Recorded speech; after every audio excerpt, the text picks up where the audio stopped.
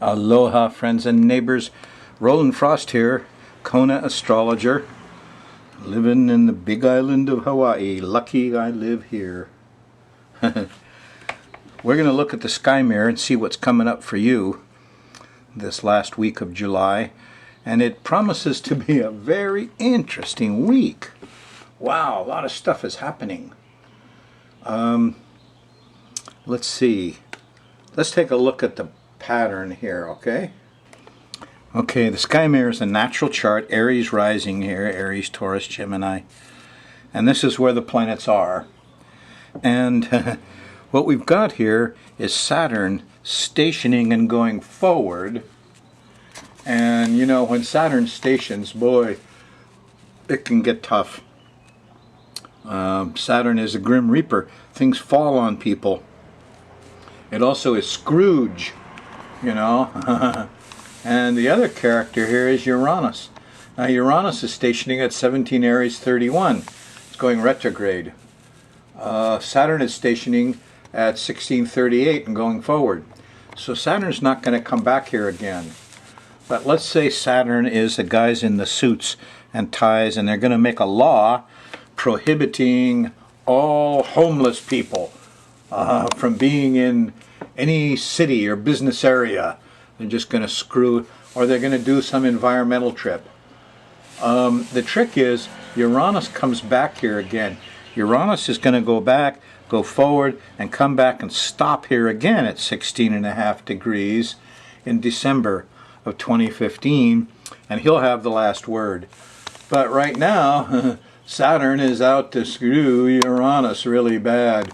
And Saturn hates Uranus, you know, because if you were a Capricorn, anyway, Saturn doesn't like these odd, unusual, step out of line, nail sticks up, hammer it down. That's the attitude of Saturn. So you're going to feel some of that yourself. Now, this pattern of Saturn beating up on Uranus, Saturn just going to say, go away, and Uranus will have to obey, it seems, is exacerbated by the full moon. The prior full moon at 20 Capricorn gave Saturn the goodies, okay? And he's got the power till the next full moon, which isn't for a couple of weeks for you folks. And then it'll switch over to Uranus, and we'll hear the environmentalists and speak out, and everyman and rationality. That's what Uranus is. You know, Uranus is the rational. It's good common sense. Anyway, let's take a look at this day by day. We're going to run the moon around the edge here. Goes all the way around in a month. And as it makes angles to these various actors on the stage, I call them, good angles are in blue, sextiles and trines. Bad angles are in red, oppositions and squares. So let's take a look. Here, if you're on the Friday show, well, or if you're on the Thursday night show, where most people in Hawaii watch it, the moon's going by Uranus. It's an electric night. The moon's in Aries. And it's tempting to go out and be disruptive, because a little earlier on Thursday, there was a square to Pluto. Policemen! It's not, they're militarizing the police. Look out. Anyway, it's that kind of a Thursday. You could have flashes of insight and wonderful rationality here. Yeah, Taoism's nice, astrology's nice, science is nice. What about these people who deny global warming? What about that? Well, they're about to get the upper hand, I'm afraid. Anyway, that's the way it is Thursday. On Friday in the morning, the moon's going by the south node here. We kind of feel like we all need help. Yeah. And on Friday afternoon and evening, here is a square to the sun and the opposition to Mars. Now, the sun is in square to Mars, and you're liable to lose your temper here and be overprotective and get violent and have fights, and a lot of people will. A lot of men especially will. Turns out the sun is conjunct Jupiter here, and these men think, oh, they got all truth. They really know what's going on. But you know, they're going to be over aggressive, and there's fighting. And so here's one point when you're going to feel it. It's Friday afternoon, the 18th of July. Don't fight. Ask yourself what you're protecting. It's probably not worth it. The square to Jupiter is in the evening, and finally there's a sextile to Venus, and there's some sweets around, but it's not till after midnight. You could get some rest and calm down. If you probably lost your temper, most of Friday, you may have trouble relaxing and feeling sweet and sexy late Friday night. You gotta work at it. Get your attitude changed. Moon went into Taurus. It's a different world here the last few hours of Friday. The moon's still in Taurus on Saturday, and starts with a lovely sextile to Neptune. The higher heart, sensitivity, compassion is there. Colors and music and art. And here's the kids real happy too, because there's a nice sextile to Mercury. Mercury's trining Neptune. The kids will be singing. You could make up poems and be amazed at how good you are.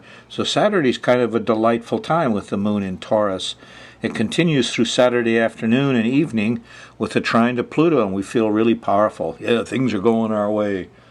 Seems that way until you get to Sunday morning early. And this is 4 or 5 in the morning. The moon opposes Saturn.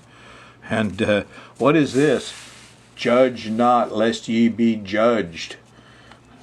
Judges, huh? They don't give a hoot for rationality lots of times. It's all about money.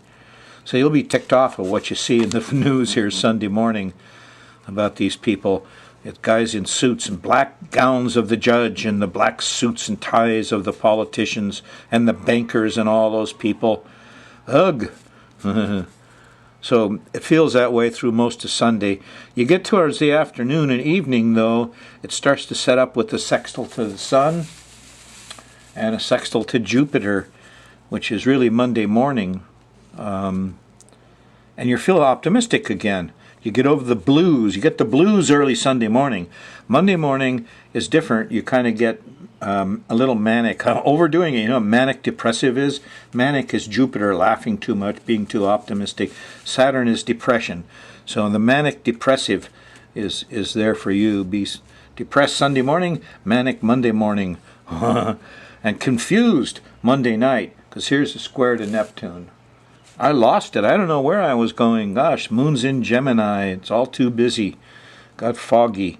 The moon's still in Gemini on Tuesday, the 22nd. And here's finally a sextile to Uranus. It's in the afternoon. Now, that means that there's also a 150-degree angle. We call it a quincunx, or an inconjunct. It's a seesaw. So when you give one side power, the other side gets sacrificed. That's what happens. So here on Tuesday, we say, give the unions some power and sacrifice management, because Uranus is unions and Saturn's management. Well, I don't think you can get rid of the judge and management that easily, but you'll hope for it. On Wednesday, the moon's still in Gemini, and it's in the middle of the day in the morning here. There's a nice trine to Mars. Get out and be physical. Yeah, do some sports.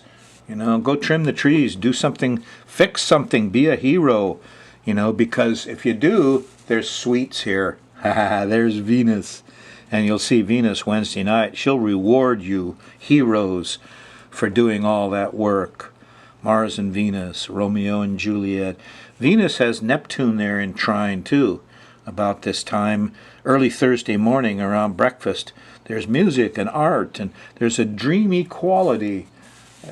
Dreamy love. Venus and Neptune get together and you get this movie star love and affection, and everybody is dreaming up their perfect sex. Look out. There's a little problem here on Thursday afternoon. The moon squares Saturn, and there's no money and there's no time. And then it opposes Pluto here. Have I got that right? No, that can't be. Let's see. There we are. Okay, so it's Mercury that gives you a hard time Thursday afternoon. Square to the moon's going by Mercury here, so kids are really important, but they're irritated at this point. And this is Pluto here. He didn't come up until dinner time. You get the moon opposing Pluto. Don't tell me what to do. Kind of eek a bug. You go into this system we've been in every Saturday, then Friday. It's back to Thursdays now, and here's the square to Uranus. So a little panicky, territoriality, A feeling of aloneness Thursday night late. It's the square again, the Pluto-Uranus square. Here Friday morning, there is a nice angle to somebody here. I don't know. Who is that? Anyway, you can talk it out Friday morning. Moon's still in Cancer, though, and so you're still going to feel a lot of this stuff. Saturn settles it down, it seems, and the square to Uranus is the heck with those homeless people and the environmentalists and all those rebels. You know, we want nice, settled activity. So here you're in harmony with Saturn, you know, and screw Uranus, okay, the seesaw. So get organized and talk about it Friday morning. It's not bad, the moon in Cancer late, if you're old and organized. Here's Friday, the moon's still in Cancer. There's a new moon Saturday morning at 4 degrees of Leo here. It has a square to Mars. Mars comes up, you know, at 2, 3, 4 o'clock in the morning. Saturday morning, the moon squares Mars. That's what that little red box is. And again, everybody's ticked off. You had ambitions, huh, on that new moon, but by golly, time you got to the doing of it, the physicality isn't working very well. It's too bad. So you can retrench, though. Jupiter is there trying to help. And the new moon is pretty much on Jupiter. This is the one that brings all the rain and the thunder. Thunder Jove! You know, the shock, the rain god, the thunder and lightning is going to hit Kauai and a bit of Oahu after this lunation, or around about it. Anyway, moon's in Leo. There's a new moon Saturday. It's got Jupiter involved. It's a good time to be with somebody you love and plot out a pattern for the next month. That's what new moons are all about. On Sunday, the moon's still in Leo, and here it trines Uranus and squares Saturn. And we're back in the, let's take care of the environment, and let's take care of people, and let's be rational. Science rules. Square Saturn, it's the bankers are to blame. So now we've gone back the other way. Saturn's down, Uranus is up. What a time, huh? What I want to tell you is to study these two giants. You study them best when they slow down and stop. Now Saturn slows down and stops on Sunday, 10:37 a.m. And you can really sample Saturn. Who is he anyway? Is he the good Santa Claus or he's the Grim Reaper? Uranus slows down and stops on Monday, 4:54 p.m., and the electric lightning of your rational mind will be there, and you'll understand Uranus more. Uranus is Aquarius, Saturn is Capricorn. These are the times to study these guys, okay? Gee, there's another siren down there. Look, I was thinking about how do you help people the most? A lot of folks are under stress right now. And what I learned is when the sirens are going on in my life, and I've had a long life, when I'm stressed out, B vitamins are the first things. They're water soluble. And when you get stressed, which is a basically real high emotion, and you didn't get enough sleep, or you got hurt, or you made a drug or an alcohol run, it eats up the B vitamins. Somebody in your life died, or you lost your job, divorces, kids in trouble. There's lots of reasons why people stress out. The high emotion that goes on, and is part of the thing. But what happens to you, to your body, is you lose the B vitamins. Now, they're all water soluble, and they all have to do with different parts of your mentality. So when you lose the B vitamins, you get paranoid. You get stressed. You're not yourself. It all starts in the mentality. What do? Well, you got to replace the B vitamins. You use molasses. They took it out of your sugar. They took all the B vitamins out. You're going to put it back with molasses. A tablespoon of molasses, your mind will calm. Or rice bran syrup. The white rice you got, they took the bran out. Yeah, all the B vitamins were there. You can buy rice bran syrup in the store. Yeast, nutritional yeast is loaded with B vitamins. Put a tablespoon in your glass of juice, and in an hour your mind will calm right down. I like liver. I'm a carnivore. Fried liver and onions. Liver is full. That's the first thing a hunter or a lion eats when he makes a kill is liver. Don't take pills as a stress formula. They won't have the natural balances, and they might feel like they help you a bit for a couple days, but they're a bummer in the long run because they're not balanced and they're synthetic, and when you run out, you'll get really paranoid because you're overdosing. The nice things about the liver, the yeast, the molasses, the rice bran syrup is you're going to eat them, and if they start to taste bad, don't use them anymore. Molasses is like chocolate cherry syrup when you're B vitamin deficient, but when you don't need them, it doesn't taste all that good. That's a trick. Food is your best medicine, not pills. If you can't chew it up and swallow it, you're not measuring it with your mouth, don't take it. Just a side comment, geothermal power is what we need on this island. It doesn't add to global warming, it's cheap, it's very safe. A few residents complained about H2S. You can smell a bit 1 part per billion H2S. And now we got these politicians dragging their heels. Oh, we got to have a study. Who said we have to have a study? You know, some geothermal public health assessment study group did. You know, the group included some Puna residents, you know, and the health and safety of a little bit of H2S. A consultant, Peter Adler, helped with the process. They stated a study is needed to determine if releases of H2S have impacted the health of residents. You can't make a study like that. Most all of those things are in their mind. A little bit of H2S, it never hurt anybody. You want the truth? Go to OCA. OCA is a large union, oil, chemical, and atomic workers union. You know, they really know H2S. It's in every refinery, in every oil field. I'm very much used to it.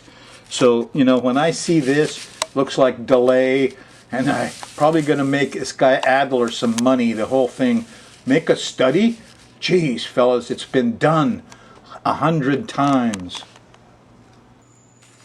Okay, here's a quick lowdown on H2S, hydrogen sulfide gas. What happens with guys who work with it all the time is that you can smell a very small amount, but it's a primary irritant. It won't make you sick. There's no permanent damage of any kind, and it doesn't bother you except if it gets too much of a concentration, people faint. And so when you look up all the accidents due to H2S inhalations in the oil fields and the refineries, it's broken elbows and broken knees. Guys fall down, that gets them out of the H2S in the air, and then they kind of wake up. So anyway, the problem in doing a health study is it stinks so much people get all psychosomatic symptoms. Guaranteed they're not symptoms from inhaling H2S, the molecule. No, they're more hysterical symptoms. It happens with VOG here too. People have hysterical symptoms. Every time the VOG happens, blah, blah, blah. It's actually pollen showers and other things, but it's the same with H2S. So there's no way you're going to do a health study on people. You know, what is there, 20, 50, 200 people living around that thing? You're going to go ask them, do you feel sick? There's no physical symptoms. There won't be any doctor's records. There won't be anything they can do in studying these people around there. It's just a useless, time-wasting thing. And if they went to OCA, they'd have movies. They have all kinds of educational things to teach people about H2S. This is not something new. To do a study on it is just ridiculous. And Peter Adler should, whoever he is, he's obviously not got my Master of Science degree in environmental health and no experience in the oil and gas industries. Boo! Okay, I want to get into more stuff about toxics and incinerators, but before I do, you know, here, do you remember the full moon July 12th? Because here we're dealing with a Uranus station and a Saturn station. You know, an earthquake can knock big rocks down, and Saturn kills by crushing, and these two dyes stopping together are really bad. So we checked out the July 22nd lunation. That was a full moon, and you might remember it came awful close to New Orleans. This is the Uranus line, the dark black one here. And so I'll go on a little bit. Now Uranus station's on the, what is it, the 21st. And here we are with the new moon, July 26th. When you look at that one and look for the signal of Uranus, There's Uranus, and it's on the IC on your home. The dotted line. Yeah, it runs right up through some of near Chichen Itza. But moreover, look at that. It goes right through New Orleans. Son of a gun.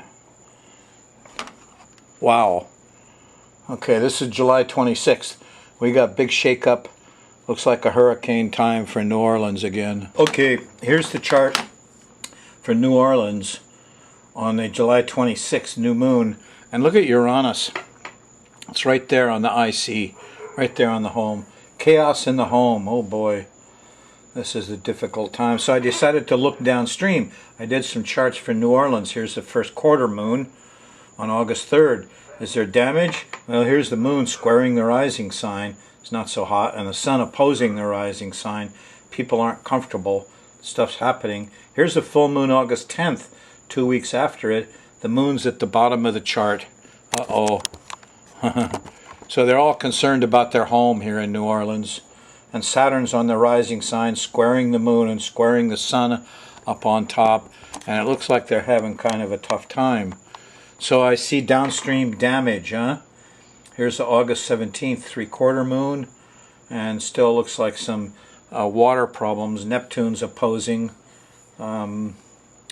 Mercury running all around. I don't know. Here's August 25th. And we got Pluto at the bottom. Not comfortable. Anyway, New Orleans, your time is coming around again, looks like. By the way, interesting thing. The July 12th full moon trines and sextiles Saturn here. And so it gives power to Saturn and kind of says, screw Uranus, huh? And that follows from the month of July 12th until August 10th, when another full moon starts another cycle. This one's in Aquarius and Leo, trines Uranus. It gives power to Uranus. So after August 10th, Uranus has the power.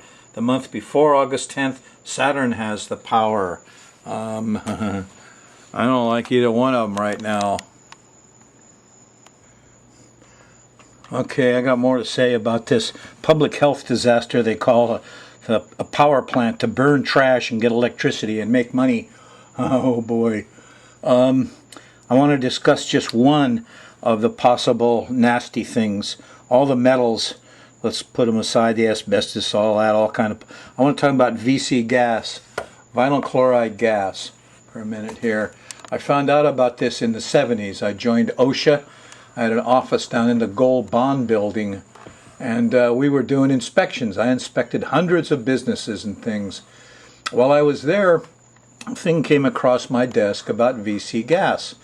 It turns out that there were some guys studying liver cancers down in Florida, and they noticed that a bunch of the guys who had these incurable liver cancers worked in meat markets. And so somebody went snooping around the meat market. And what did they find? That all these meat markets that these guys worked in had these automatic machines that, you know, they automatically wrap your meat. And what do they wrap it in? PVC plastic. Okay, polyvinyl chloride. Turns out, poly just means many. If you burn the most common plastic you see, it's on the bottom of your shoes, it's every place in the world. You can't believe how much PVC plastic there is. It's in all your packaging and stuff. When you burn this stuff, the polys go away, and what you get is vinyl chloride. Vinyl chloride is a gas. It's colorless. It's odorless. You can't smell it. You can't see it. Okay? VC gas. But you breathe it, and enough of it, and down the road, 20 years later, you get this incurable liver cancer. And wow, this was astounding. Here I was, my job at the local Honolulu OSHA office was to educate the public and industry about these very hazards. So when I saw this, I was blown away. You know, wow. Okay, a short time later, an owner, I was doing consultations for OSHA, and business guys and the owners of companies and factories and stuff could call us up and ask for a free consultation, no tickets involved, and I would go out there as a consultant. And I didn't give tickets. I didn't make fines. I'd write it all down. I'd cite the law, and then I left it for them to fix. So anyway, here I am. I went out to Haleiwa, and there was a supermarket out there. It's still there. And the supermarket guys asked me to inspect. I was going through their heaters and their bathrooms and their all where the customers are. And then I saw that on one side there was this nice long glass enclosure. And in the glass enclosure there was these machine. And the machine was the meat wrapping machine. And I was immediately interested. I went and looked at it, and I couldn't tell what was going on. So I took the manufacturer's name, address, and stuff, went back to the office. I called them up, and I said, listen, I think we got an old machine here that's still burning the PVC plastic, because the little film runs over, there's a hot wire, and the hot wire burns the plastic, and that's what breaks it. So the manufacturers of these meat wrapping machines put in a transformer, and they, supposedly fixed them, is what the article in OSHA said. This one hadn't been fixed.